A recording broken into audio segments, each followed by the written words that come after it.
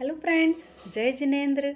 तीर्थंकर चरित्र भाग 3 में आपका स्वागत है।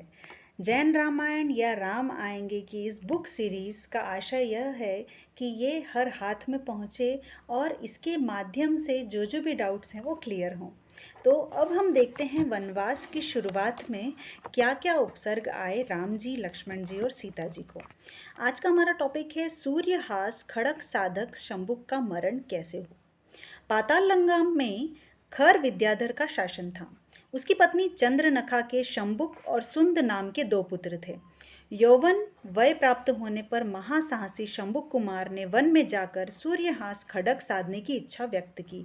माता पिता की इच्छा की अवहेलना करके शंभुक कुमार सूर्यहास खड्ग साधने के लिए दंडकारण्य में आया। कंचरवा नदी के किनारे वंश जाल के गह्वर को उसने अपना साधना स्थल बनाया।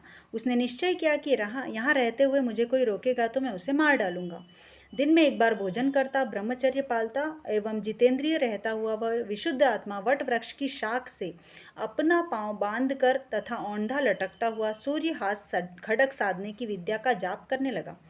यह विद्या 12 वर्ष और 7 दिन की साधना से सिद्ध हो सकती थी। शंभुक को साधना करते हुए 12 वर्ष और 4 दिन बीत चुके थे और केवल 3 दिन ही शेष रह गए थे। इस साधना के बल से सूर्यहास खड्ग आकाश से नीचे उतरता हुआ वंश गह्वर के निकट आ गया और अपना तेज तथा सुगंध फैलाने लगा। उस समय राम भद्रादि भी उसी क्षेत्र में कुछ दूर पर ठहरे हुए थे।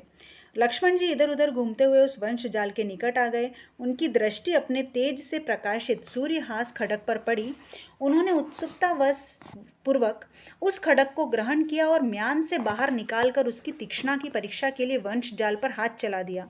प्रहार से वंश जाल बड़ी सरलता से कट गई और साथ ही शंभुक का मस्तक भी कटकर लक्ष्मण जी के निकट गिर गया। रक्त की धारा बह चली। लक्ष्मण जी यह देखकर चौंके। उन्होंने वंश जाल में घुसकर देखा तो वटवृक्ष की शाखा से लटकता हुआ शंभुक का धड़ दिखाई दिया। उन्हें पश्चाताप हुआ, अरे एक निरपराध मनुष्य का वध हो गया। यह साधक सूर्यहास खड्ग की साधना कर रहा था। इसका मनोरथ पूर्ण होने ही वाला था कि मेरे हाथ से इसकी मृत्यु हो गई। धिक्कार है मेरे इस अविचारी दुष्कृत्य को। वे रामचंद्र जी के पास आए और अपने पाप की आलोचना करते हुए वह खड्ग बताया। रामचंद्र जी ने कहा, हे वीर, यह सूर्यहास खड्ग है। इससे इसके साधक को तुमने मार डाला। इसका उत्तर साधक भी कहीं निकट ही होगा। कर्म की गति विचित्र है। शंभुक 12 वर्ष तक कठोर साधना कर रहा था। उसे साधना का फल प्राप्त होने ही वाला था कि मृत्यु ने अपना ग्रास बना लिया और लक्ष्मण जी को बिना साधना के ही अनायास फल प्राप्त हो गया। यह सब शुभाशुभ कर्म का फल है। तो अगले वीडियो में हम देखेंगे कि शंभुक के मारे जाने से किस तरह शूर्पणखा आती है और वह राम जी और लक्ष्मण जी के लिए क्या उपसर्ग लेकर आती है। जय जिनेंद्र।